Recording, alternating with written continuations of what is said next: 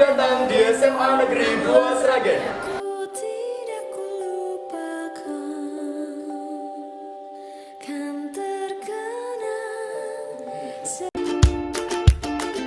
Smanda Smart, santun, mandiri, aktif, religius, tangguh.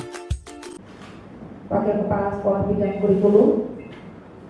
Selanjutnya adalah sosialisasi modul 1 TGP Angkatan 4 tahun 2021 SMA Negeri 2 Sragen.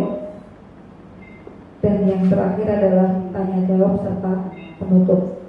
Baiklah Bapak Ibu semua, marilah acara pada siang hari ini kita buka dengan bacaan basmalah bersama-sama. Bismillahirrahmanirrahim. Semoga dengan bacaan basmalah merupakan keberkahan untuk kegiatan pada siang hari ini. Amin Allahumma amin. Selanjutnya yaitu sambutan dari Wakakur kepada Bapak Darman MSI, dipersilahkan.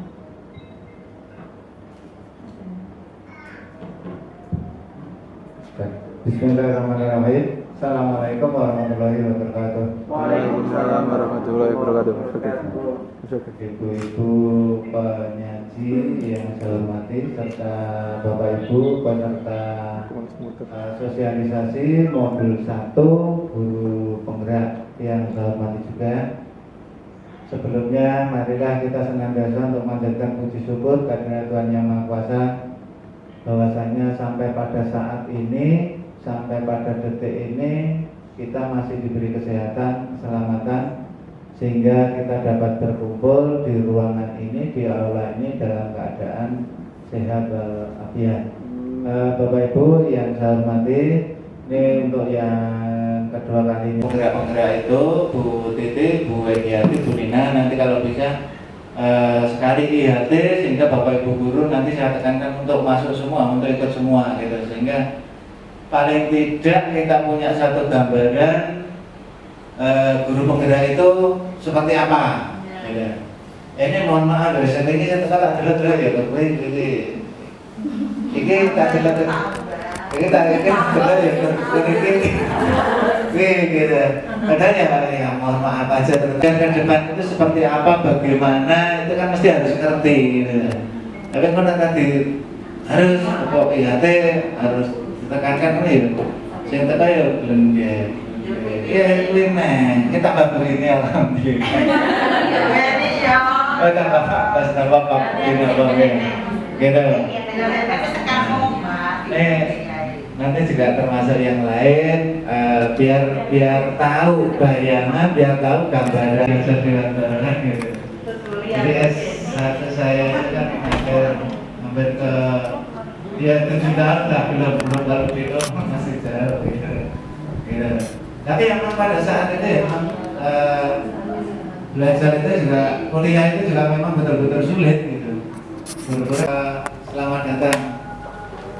Tapi ya sekali lagi bahwa konsep filosofi Gajah Dewantara itu mungkin ya sekarang sudah lupa. Tapi ya memang ada beberapa titik, ada beberapa entry point yang memang tidak lupa dan tidak bisa dilupakan gitu. Seperti itu seperti apa?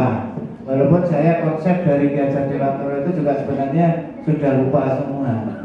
Karena saya hampir 7 tahun itu diajar oleh Gajah Dewantara gitu. Jadi S1 saya itu kan hampir ke ya 7 tahun lah belum. Baiklah Bapak Ibu yang kami hormati, Assalamualaikum warahmatullahi wabarakatuh. Terima kasih ya karena sudah berkenan melonggarkan waktunya mengikuti informasi dan acara sosialisasi tentang modul 1. Pada kesempatan ini saya akan menyampaikan tentang konsep refleksi filosofi pemikiran Ki Hajar Dewantara ya, salah seorang tokoh pendidikan kita. Konsep beliau atau filosofis semboyan yang didengung-dengungkan dan sering disampaikan, bahkan setiap orang sebenarnya sudah sangat memahami dan sering mendengarkan, yaitu ing arso sungkulodo, ing madya mangun karso, tuturi handayani. Di mana ing arso sungkulodo itu artinya di depan, bahwa ketika posisi kita di depan, kita harus mampu memberikan teladan. Ing mantyo mangun karso. Ketika kita berada di tengah, kita pun harus mampu memberikan semangat untuk orang-orang yang berada di sekitar kita. Dan yang ketiga, Buri Handayani, dari belakang. Dari belakang itu kita juga mampu untuk memberikan dorongan terhadap orang-orang yang berada di sekitar kita. Kalau dimaknai secara umum, bahwa dimanapun posisi kita berada, kita itu harus mampu memposisikan diri kita dan memberikan manfaat untuk orang-orang di sekitar kita. Kemudian tentang dasar-dasar pendidikan dari Ki Hajar Dewantoro, itu mencakup 7 poin atau kata kunci. Yang pertama adalah menuntun, kemudian bahwa seorang guru atau pendidik itu bagaikan petani atau tukang kebun.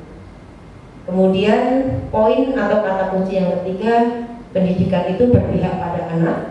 Selanjutnya kata kuncinya tentang budi pekerti, kodrat alam, bahwa anak itu punya kesenangan untuk bermain. Kemudian anak itu bagaikan bukan tabula rasa, artinya kertas putih yang kita bisa menuliskan segalanya. Jadi bukan tabula rasa.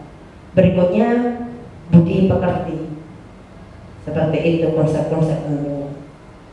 Selanjutnya dasar-dasar pemikiran KHD, bahwa tujuan pendidikan itu menuntun segala kodrat yang ada pada anak untuk mencapai keselamatan yang setinggi-tingginya, baik sebagai manusia maupun sebagai anggota masyarakat. Bapak Ibu yang kami hormati, bahwa ternyata dari poin-poin penting tentang pemikiran KHD itu tujuannya bagaimana menjadikan kita atau anak yang kita didik itu bahagia, baik itu sebagai manusia maupun anggota masyarakat. Selanjutnya, ilustrasi tadi menggambarkan bahwa seorang guru itu bagaikan petani begitu, di mana pendidikan itu dianalogikan atau dihubungkan sebagai sebuah persemaian, sebuah benih. Jadi tugas guru itu hanya sebagai petani yang fungsinya merawat benih.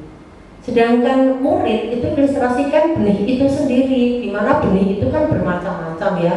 Tidak hanya jagung yang ditanam petani, tapi juga ada padi, semangka dan lain sebagainya. Tergantung apa? Tergantung kebutuhan. Artinya ada beraneka macam. Dalam arti kita tidak bisa memaksakan bahwa sebagai petani yang menanam jagung akan tumbuhnya padi atau sebaliknya atau buah-buah yang lain. Di sini bisa kita simpulkan bahwa ilustrasinya kita menuntut anak dan melihat sesuai dengan potensi juga zaman. Lanjut. Ya. Kemudian manusia yang merdeka. Selama ini kan kita mendengar merdeka belajar, persepsi kita selama ini kita mendengar merdeka belajar itu bagaimana? Ya. Kemudian manusia yang merdeka. Selama ini kan kita mendengar merdeka belajar, persepsi kita selama ini kita mendengar merdeka belajar itu bagaimana, Bapak? Bebas tidak pelajaran, Bu. Oh, bebas. Tidak pelajaran. Oh, prinsip yang penting menggambarkan anak-anak kita itu kan artinya bebas tidak pelajaran, Pak. Baik. Berarti ketika ditanya merdeka itu pokoknya bebas tidak belajar, nggak boleh ngapa-ngapain. Kalau pengen belajar ya belajar, kalau nggak pengen belajar ya belajar. Oh begitu. Ya, pokoknya semau gitu ya, Bu. Ada lagi Bu mungkin? Sama. Oh sama. Sama bagaimana Bu? Merdeka, maksudnya mau ngapa-ngapain juga ya Pak. Oh enggak. Aktor yang harus bermain dalam kondisi suatu apapun ya saya coba masuk nggak pernah masuk kenapa nggak pernah. Jawab dari apa sama oke, di situ ada pendidikan dan pengajaran. Mengapa dibedakan yang urusan itu akan menjadi baik, bahkan kadang penghargaan itu bisa berefek. Perlu gitu nih, tidak usah disebutkan namanya, pasti anak itu selalu kalau melihat itu menjengkelkan Bu, karena ya sering tidak masuk, disuruh mengerjakan tugas selelekan, tidak mengerjakan tugas, kalau disuruh dinasehati kadang nggak berani. Aku tahu siapa tuh. Jadi tidak usah disebut mereknya Bu. tidak dinasihati Bapak Ibu kadang berani Bu gitu, pokoknya istilah dalamnya salah teman gitu. Ya sepandai-pandai kita kan ibarat guru kita kan dianalogikan kita kan sebagai artis di depan anak-anak kita yang harus selalu berwajah manis di hadapan anak-anak kita, walaupun hati kita itu kadang ya pengen dulu tak tutup tenang gitu. Tapi kan itu kan tuntutan kita sebagai kemampuan kita harus bisa mengelola emosi kita. Kalau kita harus bisa berakting di depan anak-anak kita supaya terlihat manis di hadapan anak-anak, walaupun hati kita seharusnya ya jengkel gitu. Biar tidak anak hanya gara-gara satu anak, tetapi yang teman-teman anak yang lain harus kita menjadi pelampiasan kita marah-marah ya. Saya sudah mencoba untuk menangani anak itu, Buning dan Mas Bagas itu juga tahu anak itulah. Mas saya Sudah Bu? Oh iya. Oke, sambil menunggu teman-teman yang lain menuliskan surat kita tentang mimpi untuk anak kita. Oke, yang sudah bisa disampaikan. Monggo Bu Dina terlebih dahulu. Monggo Bu. Ya, jadi saya diberikan 3 surat cinta. Di sini saya menuliskan impian saya terhadap murid di masa depan.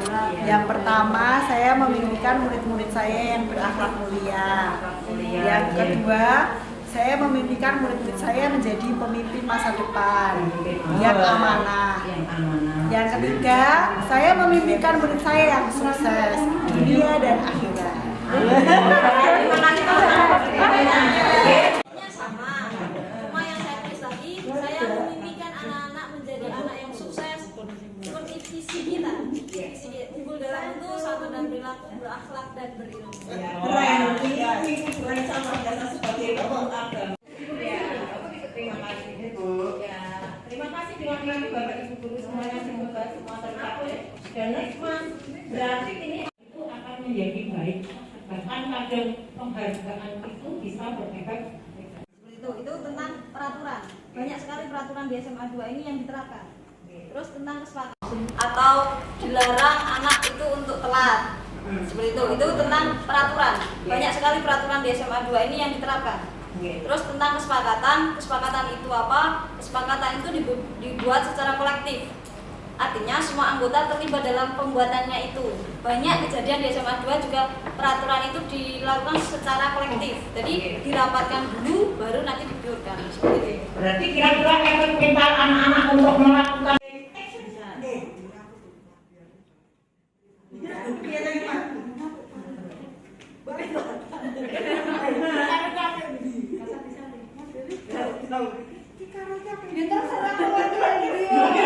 Kita mau ngomong dia cuek gitu kan, jadinya kita apa ya, ngomong kok gak direspon kayak gitu.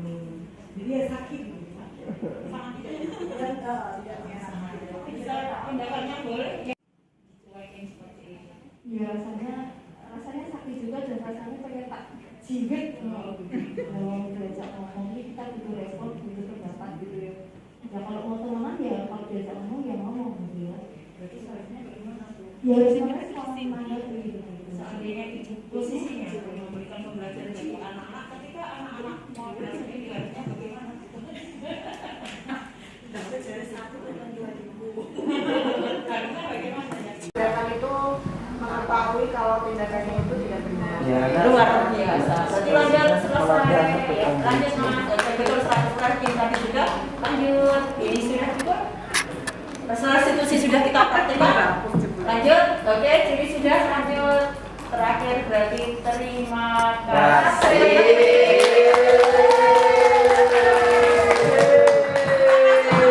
Atas semangatnya hari ini, insya Allah kita akan selalu menjadi guru yang penuh semangat. Amin. Dan mohon maaf kalau ada hal yang tidak berkenan, semoga ilmu yang hanya seperti ini bermanfaat. Assalamualaikum warahmatullahi wabarakatuh. Waalaikumsalam warahmatullahi wabarakatuh. Ya, terima kasih yang tiada tara kepada Ibu Pemohon dari SPD dan Ibu Ediati Trisuryaning SPD yang saya rasa siang ini kita mendapatkan pencerahan tentang pemikiran-pemikiran filosofi Jati Dewantara termasuk yang paling penting yang saya suka adalah mari kita budayakan budaya khusus di sekolah, sehingga anak itu berkembang menjadi sosok yang bertanggung jawab, bisa menghormati, dan ketika melakukan kesalahan itu mereka menyadari bahwa itu salah dan tidak perlu dengan kekerasan tentunya itu. Terima kasih dan terima kasih. Marilah acara pada siang hari ini kita tutup dengan bacaan hamdalah bersama-sama. Alhamdulillah, kurang lebihnya mohon maaf. Assalamualaikum warahmatullahi wabarakatuh.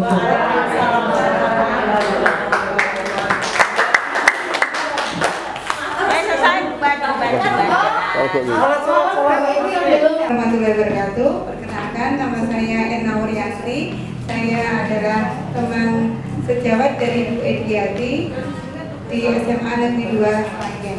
Alhamdulillah hari ini saya mendapatkan penugasan dari materi guru penggerak dari modul 1.1 sampai dengan 1.4. Dengan mengikuti pembahasan ini saya jadi bisa merefresh diri saya sendiri tentang pengetahuan saya maupun tentang psikologis kesadaran saya sebagai seorang guru sekaligus sebagai seorang pendidik. Yang intinya bahwa yang saya hadapi itu adalah jiwa-jiwa yang hidup dan kita harus menyentuhnya dengan cara yang hidup juga. Artinya apa? Bahwa anak-anak itu kalau kita berikan sebuah contoh, sebuah keyakinan yang berdasarkan dengan hati dan keyakinan mereka sendiri, itu akan jauh menjadi efek yang lebih baik bagi mereka sendiri. Terima kasih. Assalamualaikum warahmatullahi wabarakatuh. Ya, assalamualaikum warahmatullahi wabarakatuh. Saya rekan kerja dari Ibu Ediati Kristianisi. Alhamdulillah sudah dipaparkan tentang beberapa hal, yaitu yang pertama adalah filosofi Ki Hajar Dewantara, kemudian yang kedua adalah budaya positif, dan yang ketiga adalah etika restitusi. Dari paparan yang disampaikan ada hal yang sangat-sangat luar biasa bagi saya, terutama tentang filosofi Ki Hajar Dewantara, bahwa disampaikan bahwa murid-murid kita itu memiliki karakter yang suka bermain ya. Jadi mereka sering suka bersendagurau dalam pembelajaran. Namun dalam hal ini sebagai pendidik kita harus paham bahwa memang kodratnya mereka itu suka bermain-main, bersendagurau. Oleh karena ini menuntut kita untuk bagaimana memilih metode pembelajaran yang bisa menyenangkan bagi anak-anak kita, sehingga apabila anak itu senang, itu sesuai dengan kodratnya, maka dia akan memberikan menampakkan perilaku yang baik, perilaku yang mengaku karimah. Dan yang kedua, bahwa dari filosofi itu kita bisa tahu bahwa seorang pendidik itu ibaratnya sebagai seorang petani dan anak-anak itu sebagai padi. Jadi kita bertugas untuk merawat anak-anak itu biar bisa tumbuh berkembang sehingga akan menghasilkan sesuatu yang lebih bermanfaat. Kita tidak bisa menuntut anak-anak keluar dari potensinya. Misalnya anak-anak ibaratnya padi, kita tidak menuntut anak-anak akan berbuah menjadi mangga, atau kita tidak menuntut seorang anak ibaratnya kita menuntut ikan untuk bisa terbang, ataupun kita menuntut burung untuk bisa berenang. Mereka punya kodratnya masing-masing dan tugas kita adalah mengantarkan mereka mencapai potensinya. Demikian. Assalamualaikum warahmatullahi wabarakatuh. Waalaikumsalam warahmatullahi wabarakatuh.